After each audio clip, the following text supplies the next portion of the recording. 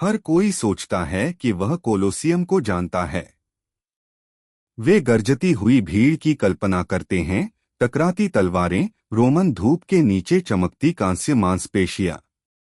वे सम्मान, गौरव और शायद किसी नाटकीय अंगूठे के इशारे की कल्पना करते हैं जो एक व्यक्ति की नियति तय कर देता है।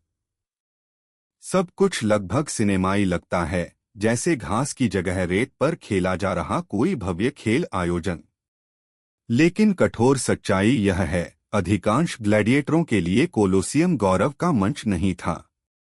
वह एक व्यवसाय था, एक रक्तरंजित मुनाफा कमाने वाली मशीन जो गुलामी, राजनीति और जनता के जुनून पर चलती थी। हर जयकार के पीछे एक प्रायोजक था, हर लड़ाई के पीछे एक अनुबंध था, हर नायक के पीछे एक ऐसा आदमी था जिसके पास शायद कोई विकल्प नहीं था। जिस एम्फी थिएटर को हम आज कोलोसियम कहते हैं, जिसे सम्राट वेस्पेशियन के शासन में बनवाया गया और 80 ईस्वी में उनके पुत्र टाइटस ने पूरा कराया, वह साहस का स्मारक कम और नियंत्रण का स्मारक अधिक था। यह रोमन जनता की तमाशे की भूख को संतुष्ट करता था और साथ ही यह स्पष्ट करता था कि शक्ति किसके पास है और किसके पास बिल्कुल नहीं। यह बहादुर योद्धाओं की चमकदार कथा नहीं है जो सम्मान के लिए मृत्यु चुनते थे।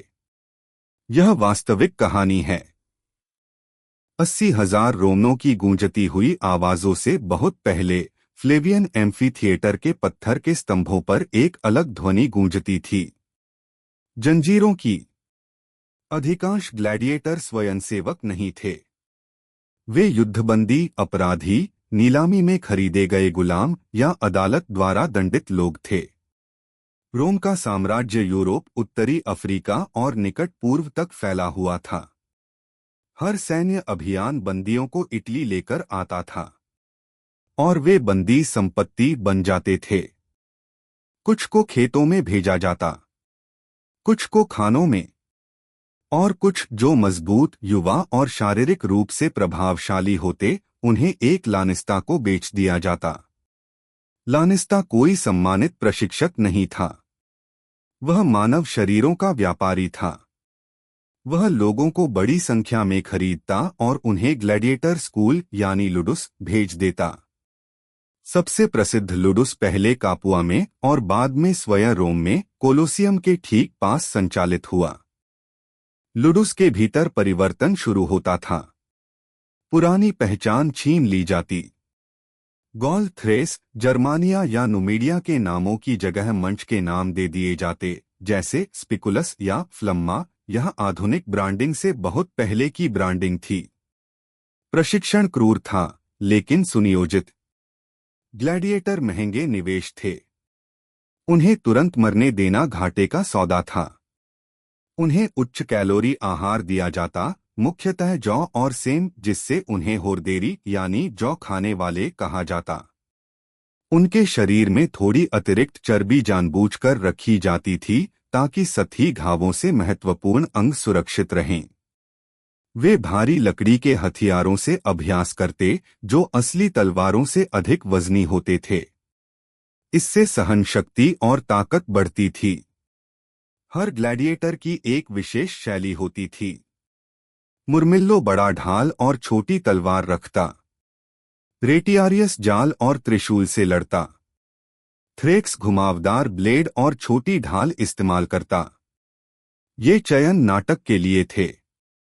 हल्के कवच वाला रेटियारियस भारी कवच वाले सेक्यूटर से भिड़ता। दृश्य विरोध ही रोमांच पैदा करता था।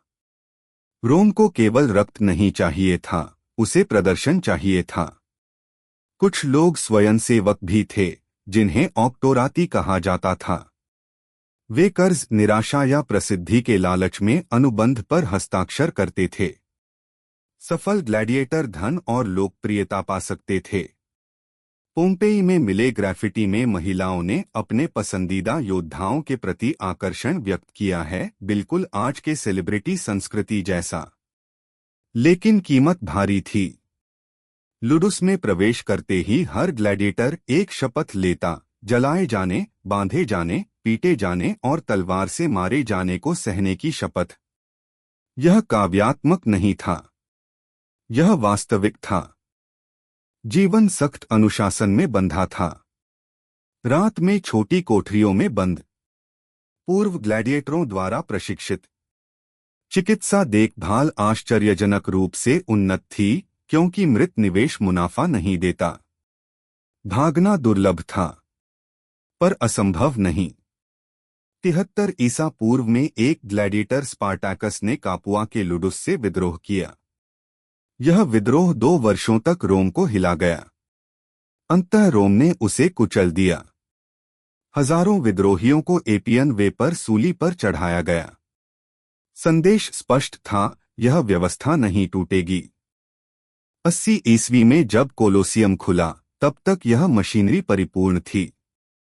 साम्राज्य कच्चा माल देता, लानिस्ता उसे तराशता, अखाड़ा उसे प्रदर्शित करता और रोमन जनता उसे उपभोग करती। खेलों का दिन राजनीतिक नाटक और धार्मिक अनुष्ठान का मिश्रण था। कवि जुवेनल ने बाद में इसे ब्रेड एंड सर्कस कहा। अनाज पेट भरता था, हिंसा बाकी सब भरती थी।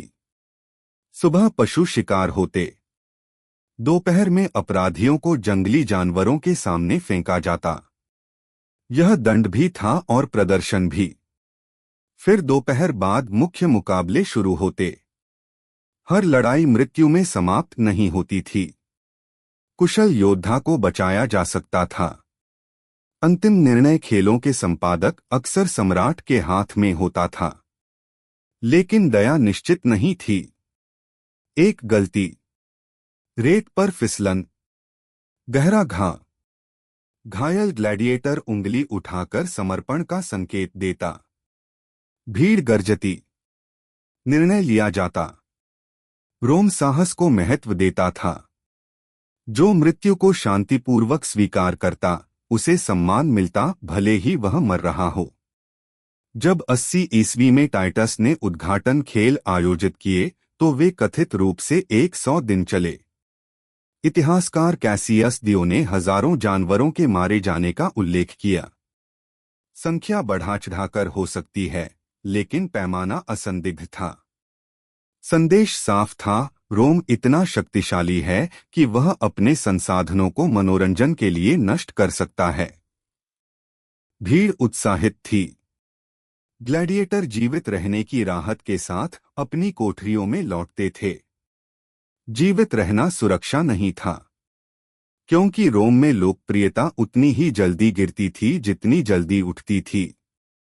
और यहीं से प्रसिद्धि का भ्रम टूटने लगता है, यह दिखाते हुए कि अखाड़े की निर्दयी अर्थव्यवस्था में नायक होना वास्तव में क्या मायने रखता था।